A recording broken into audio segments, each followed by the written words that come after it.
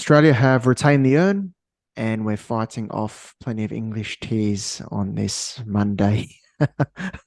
I'll try to be as humble as I can in this episode because I've got You don't some. have to be. You don't I, have to be. I don't have to be, but I've got as I told you before, I like to call things as it is, and I'd like to sort of talk about Australia's performance in this Test match. But first, I want to bask in the glory of retaining the Ashes.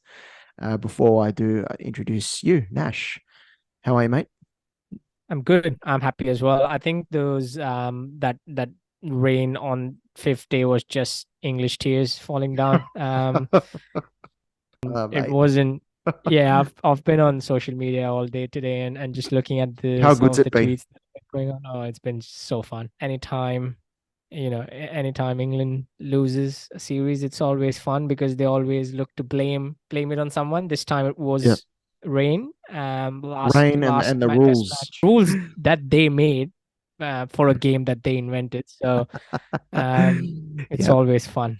I didn't hear anything It, about it I it didn't it's baffling that England have invented so many sport and they are shit at all of it. it's not as if 10 years ago when England retained the Ashes, in the third test that they were going to lose, I think. With the rain washing out the final day, there wasn't any talk of playing till 10 p.m.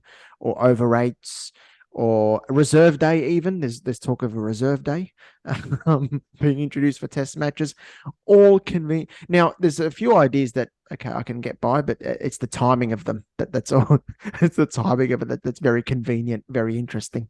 I mean, Um, look, to be honest, you know, it's a it, it's not said enough. When England loses a series or a test match, it's not said enough that they never look inwards.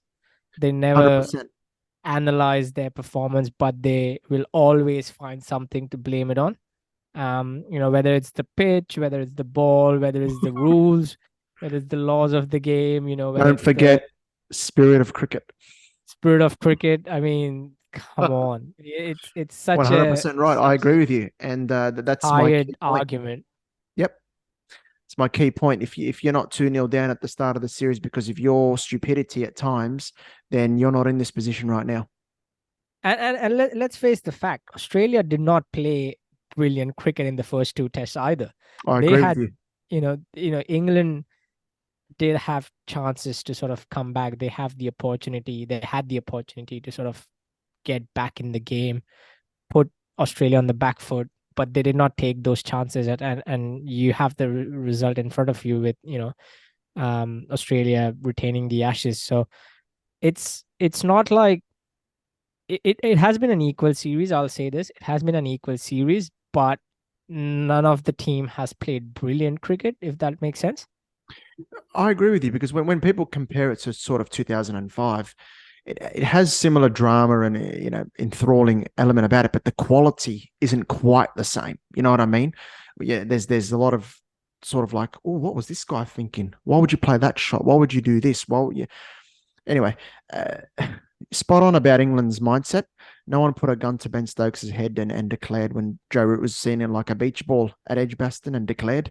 No one put a gun to England's heads and at Lords when one for 180. Nathan Lyon's gone off injured and Australia on the mat, and then they gift all their wickets away and get bowled out cheaply. And no one put a gun to Bairstow's head and said walk out of your crease before the ball is dead. These are all key England mistakes Yeah. in those first two Test matches. And I'll also add that England had the chance to win the Edgbaston Test when they had us 8 down with more than 50 to get. And some of the Yep. tactics there were a bit questionable. As good as Ben Stokes' captaincy is, some of those tactics were questionable on that last day as well. So for me, you put yourself in a position where you're 2-0 down at home and you've got a Test match at Manchester to come when we know that's one of the rainiest venues in the world. Well, then you're playing with fire, aren't you? You really are. No one, Absolutely. no one to blame but yourself. Absolutely. I think I read a stat somewhere that James Anderson hasn't won an Ashes test for like the last four series or I, something. I retweeted Correct me that. if I'm wrong. Yeah, He because never won in he hasn't won in Australia in like three tours. I think last he would yeah, have won was possibly 2010 or 11. 2011, yes, and because he wasn't involved in the 2019 series. Yeah, I think it was 2015 the last one he won, if I'm not Yep. mistaken. I think so. Yeah, it's been a while. Um, and you know, the third test having Wood there, having Vokes Of there, it course. was good selection all around from England. England did play really good test match cricket in the third test as well.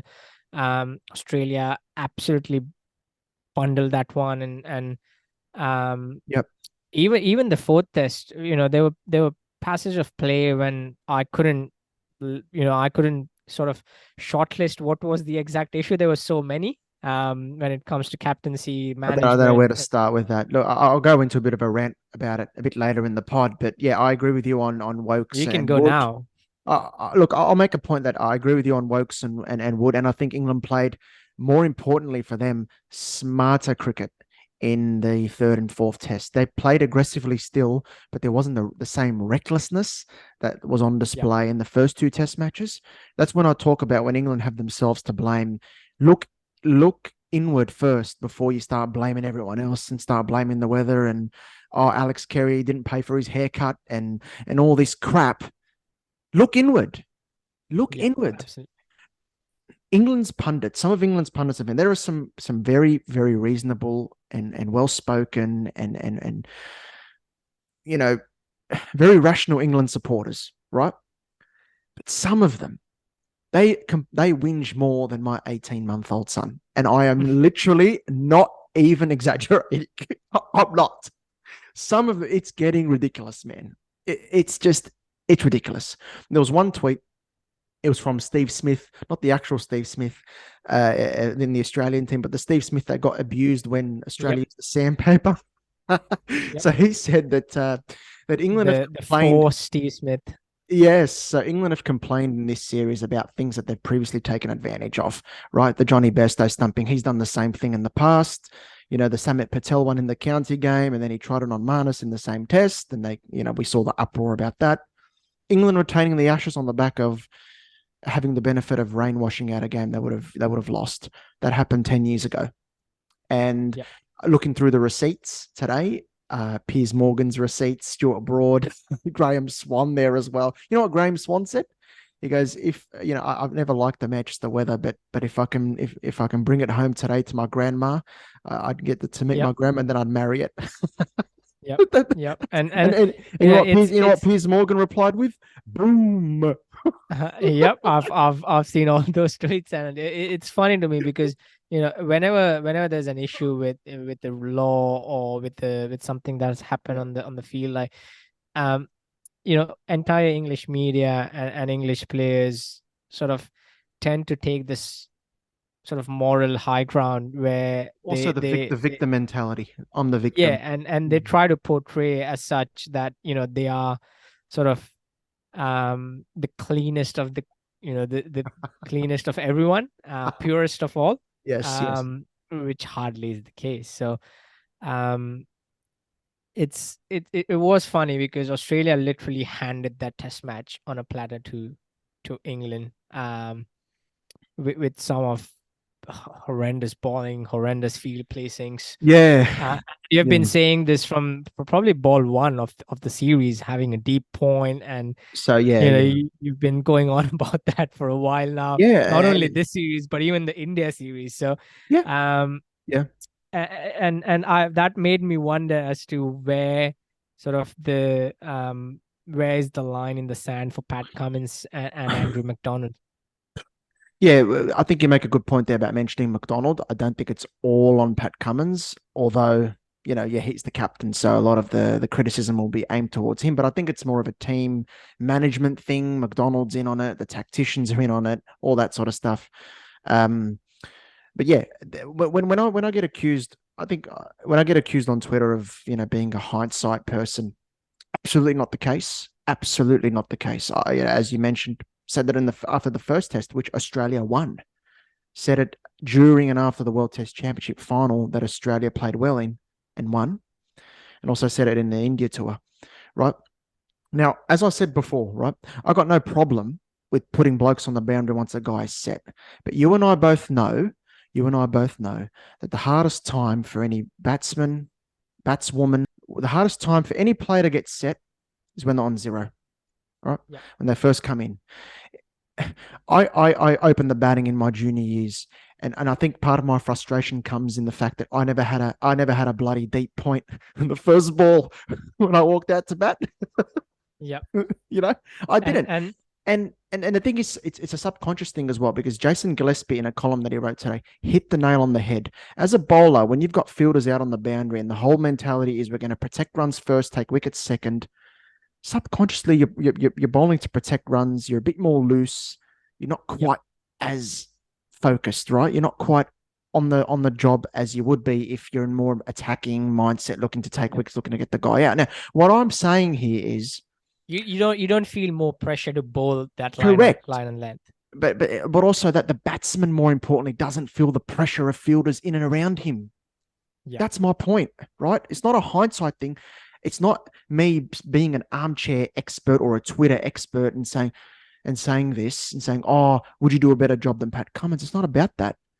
This is not something that makes me an expert. This is common knowledge. You put pressure on the bloke who's just walked into the crease. Doesn't make me an expert. It doesn't. Yeah. And And I don't think it's rocket science as well. It no, it's is. not. It isn't. It is We've if been taught that since as a school new cricket. guy coming in, as a new guy coming into bat, if subconsciously I've got fielder at deep point, I've got one guy in the imaginary 30-yard circle on the leg side, and they're bowling me straight stuff as they do to Zach Crawley. Deep mid wicket, deep square leg, fine leg. Subconsciously, he feels more comfortable. He's not as crowded. Yep. Yep. I don't like it when fielders are in and around me and I've got to try to pierce the gap to score runs and they're building pressure on me. They're bowling good lines and length. It's very difficult. And I Yep. know England, they've got a good place, but Zach Crawley, there's as well, right? They've just let too many England players get off to too many quick starts. And all this is before I talk about the strategy to the lower order players as well, how they bowl to the tail. And look, any Australian fan who disagrees with me, fine, right? But I'd like to know why. I'd like to know why you're in support of the tactics. And you know what? This will go up on YouTube. This will go up on Spotify. I'll tweet about it on Twitter. Reply to me. Reply to us. Tell us why. And you know what? I might even, let's invite them on the pod this week sometime and have a debate. Let's have a Yep. debate. I'm telling you, what You're is going all out. You're going all out. I am, but the thing is, right, that you know what the argument's going to be? Oh, it worked in the first two test matches. We won the first two. But I say, hang on a minute. My argument in those two games was if you sit back and you rely on mistakes and England recklessness, it's going to catch up to you. Yep. That's what I Absolutely. said. That's what I said. It's going to catch up to you because over the course of 5 test matches against a dangerous team, the law of averages suggests that if you play with 5 for too long, you're going to get burnt. Headingley, Look, we didn't build pressure, and now Manchester, look what happened. And we got away with it in the end, but it's something to think about. yeah, and you're absolutely right. Like I said, the none of the team has played sort of that brilliant brand of cricket. They haven't sort of stepped on the neck of the opposition when they had the opportunity. Headingley, Yeah, absolutely. And it was sort of the last straw for me when Zach Crawley ended up scoring 189. I mean, this guy has you sort of the Australian team have this brilliant once in a lifetime bowling attack. Three best bowlers, four best bowlers, or albeit Nathan Lyon's missing. Oh, don't get me started on not having massive. a spinner in the bowling attack. Oh, But we will go there in a minute. But they have this Mitchell Stark, Pat Cummins, the 100%. I agree best with of the you. best, Yeah. and they couldn't get this guy out who has averaged below 25 in the last 3 years. They let him score 189 with, as you said, poor field placings, poor line and length. They just let him lose on the pitch at Headingley, and that was, I think, if they don't get it right in the next Test match, I think it could very well be 2-2 all. Yeah. And you're 100% right. And look, when I talk about these field placings and the tactics, and what makes me so upset about these tactics is that I'm actually saying it in praise of the bowlers. This is a great bowling attack, right? This is a wonderful bowling attack. You got Mitchell Stark, Cummins, Hazelwood, and you got Scott Boland in there as well, and you got Nisa thereabouts as well. It's a wonderful pace battery that you've got. You're doing that pace attack a disservice when you're putting fielders on the boundary. You're basically telling yourselves, "Oh, we're intimidated by Bazball here. We don't quite believe in our bowling attack. We're good enough to keep them quiet or build enough pressure or get them out conventionally as often as we can." That's what you're saying. I'm saying trust in the bowling attack because we've got a quality bowling attack. That's what I'm saying. I'm actually complementing the attack. I had one argument on Twitter that in reply to me that said bowling shorter is harder to hit than the good length ball. Now, that is the problem right there. It's the save the run first mentality overtaking the wicket. There's the problem. You get into that mindset for 5 test matches, you're going to get caught out. It's happened. But the rain came to the rescue in Manchester. In terms of Zach Crawley, you're 100% right. Now, where's he most vulnerable? Where is he most vulnerable? Outside off stump. Outside off, good length. Yeah. Outside off stump. You know how often he nicks off. That's why he's average. Yeah, he just plays on the up and he expects the ball will hit his bat somehow. Yeah. Plays on the up. It doesn't leave many, right?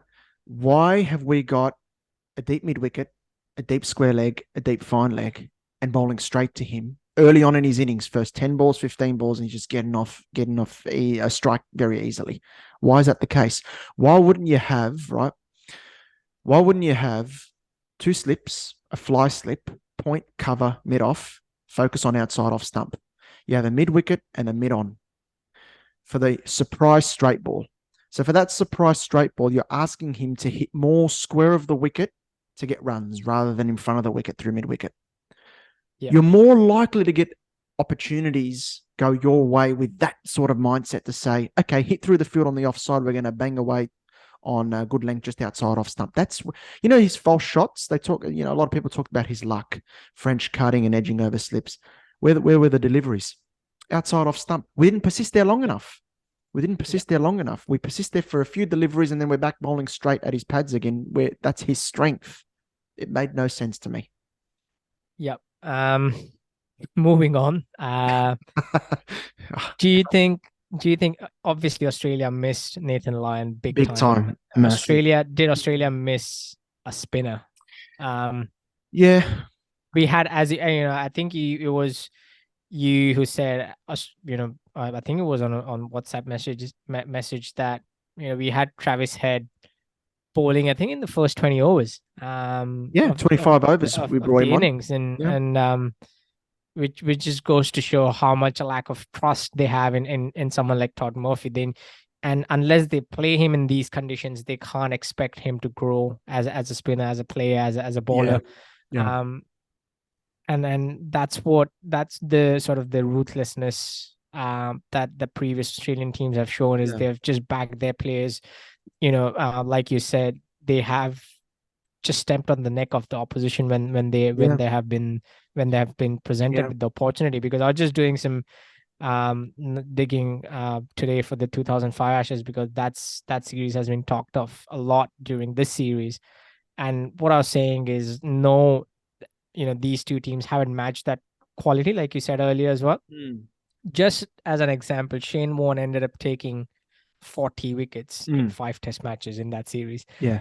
That is, the next best was Flintoff with 24. Flintoff ended up winning the man of the series, but Shane Warne taking 40 wickets. And Warne also scored runs in that series as well. Exactly. And he's Shane Warne, but that's the kind of that's the kind of performance that puts one side above the opposition. And although having said that, Australia even ended up losing that series. So it just goes to show how much of a team effort that England side showed back in 2005, and how much of brilliant cricket was played all throughout by each and every player involved. 100% agree with you. Yeah, that 2005 series was something else, man.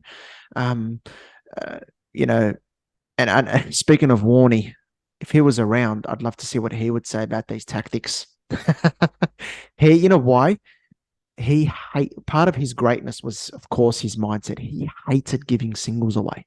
He goes, I'd rather give you the 4 and bowl another ball at you and try set you up rather than give you singles and let the strike rate, because you can't get into a rhythm. And that's been the case with Australia in the last couple of test match in particular, unable to get into rhythm.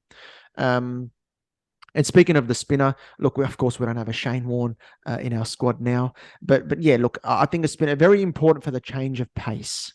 You know, the fast bowlers are not quite working, and you need someone to hold up. And I know they would have gone after Murphy, no doubt about it, but you've got to give the kid a chance. I think he's better than people give credit for. Um, you don't go to India in that sort of environment of those against those sort of players and perform the way he did if you don't have something about you. I know England are going to Yep. go after him, but you got to back him and support him. I think he will play in the last test. That's my Yeah, prediction. I think he'll play in the last test as well, and Uh, only one of Cam Green or Mitch Marsh will Cam kind Green of will be make decide. way. I think you can't drop Yeah, Marsh. I'm a massive fan of Cam Green, as you know, as everyone knows. I think he's a fantastic player, and he hasn't quite got going in this tour for various reasons. He will come good eventually, but for this Test match, you cannot drop Mitch Marsh. The 100 at Headingley, but more importantly, batting 100 balls in that second innings under pressure, really playing well at a strike rate of 30, totally against his yep, instincts, but yep. played really, really well. You cannot drop him. So I really like to see Murphy come in, change of pace, encourage him to toss it up a couple of times, see what he can get out of the pitch. Try think about taking wickets. I Yep, really hope they go with that absolutely. approach. Last test match in 3 days' time, Yep. 27th of July. What's your prediction? Mate, given the way England have been at the toss, they'll probably win that again. They'll probably get the clouds when they're bowling and the glorious sunshine when they're batting, and then complain they didn't have luck in the series. Uh, it has been like that. As the better the conditions as well. I honestly don't know. I think I've got to see England have got all the momentum, and they start as the favourites. But I can't see Australia being that bad 2 games in a row. I think we're too good a side to be that bad again. So I expect to see, my prediction is I expect to see an Australian fight back. Yep. My prediction to you at the start of the series, remember, was 2-2. I thought there would be a game washed out somewhere, and England, I think, good enough to win a couple of games, as are Australia. I'm calling it. I'm calling it Australia 3-1. I'm calling it. You reckon? I think we need to see Australia win in England. That would I'd just love shut to see it. I'd everyone up. love to see it. It'd be awesome, and I think Australia really need to push. There's got to be a change in mindset, change in tactics throughout the Yeah. game. Got to be a little bit more proactive and attacking rather than passive and defensive. Otherwise, you're going to Look, be I think back foot as again. you said, this Australian team is too good to be I really hope bad so. in 2 games in a row. I hope so, mate. I Yeah, hope, I really hope they stage a comeback, a fight back, whatever you yeah, want I to hope call so it, too. and Yeah, make good choices. Um, yeah. I think one good choice would probably be Michael Nisa coming in somewhere. I think you can't leave him out. Josh Hazelwood and Mitch Stark looked worse for wear. I mean, I'm worried about Pat Cummins too, but because he's the captain, can you leave him out? He's played every Test match so far. Yeah, so Michael Nisa in for one of the quicks, and then also Todd Murphy for Cam Green are the changes that I would make. yep, And that's good. yeah, play a lot more attacking cricket, especially in the field, and have a bit more of a wicket taking mindset, hopefully. Because one thing I will say right before we end is, when Moeen Ali was dismissed on the second day, so it Yep. was when he smashed it to mid wicket, a great sort of pull shot, but Khawaja took a blinder. That needed to be the reset moment for Australia, where Pat Cummins brings in the fielders. You know how it is when you're getting smashed in club cricket and you get the captain comes in and goes, "What the hell's going on, boys?" Pat Cummins needs to bring all of them together and say, "This is a reset moment." The new Yep. batsman, I know he's Joe Root, is a great player, but we've had him nicking off in a little bit of trouble throughout the series. Let's build a bit of pressure against him outside off stump and try get back in the game. We've got a little bit of a window now. Instead, they bowl. It's not even short stuff. I don't even know what it was. It was at the stomach and the chest. And all he was swatting it like a fly down to fine leg and deep backward square for 4. His first 10 or 12 balls, he was already off to 18, 20 runs. Yep. That's what I talk about, building the pressure on the new guy. It makes no sense, these tactics. Build the pressure on the new guy. I hope I see more of that in the in the um in the last test, and hopefully, we don't get into a situation where we're setting fielders based on where the You ball know who you goes. sound like. You know who you Who? sound like. You Who? sound like a broken record. All right, But man. I think that's what this Australian team has done to you with their field placings and with their choices. But let's hope they listen It to you in sounds the last test weird. It match. sounds weird for an Australia fan to be this annoyed after we've just retained the earn. But I just hate giving away easy runs to new batsmen. It just and then there was a time on the second day as well where the field was changing all the time. There was no plan. Wherever the ball went, we'd put a fielder there. Like there was just it's just following the ball. Like I don't know what we're doing. So hopefully that changes in the last test. If we get a win, that'd be a real great result to go to England and to win the series for the first time in over 20 years. Fingers crossed Yeah, we do it. absolutely. Absolutely. Fingers crossed we And do I it. really hope they do it. I really hope they do it. We'll be here reviewing the final test match, the fifth test match of what has been a brilliant series so far between England and Australia.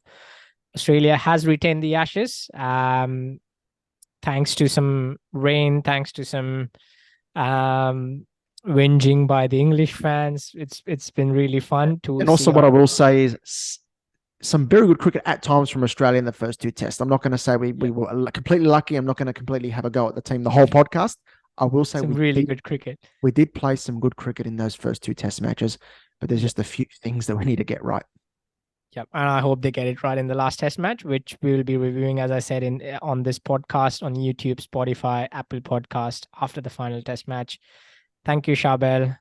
Thank you to all the listeners. Thank you to all the viewers on YouTube. Please like, comment, share, subscribe where you are listening from. Good night, good morning, good afternoon. Take care. See ya. Thanks. Bye.